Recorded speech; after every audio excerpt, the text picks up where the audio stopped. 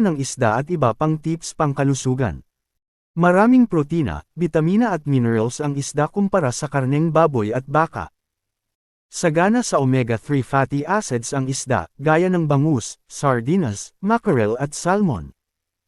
Ang pagkain ng isda ay makatutulong para makaiwas sa mga sakit na gaya ng mga sumusunod. Isa.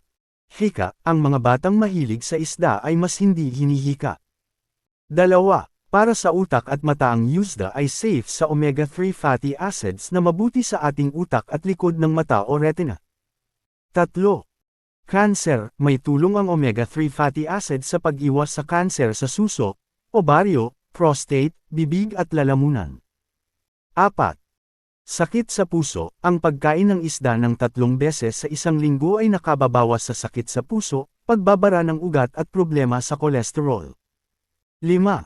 Para tumulino, kung gustong tumulino ang mga bata, kumain din ng isda. 6. Tiag kalungkot, ang mga mahilig kumain ng isda ay mas hindi depressed, dahil sa taglay na omega-3 fatty acids. 7.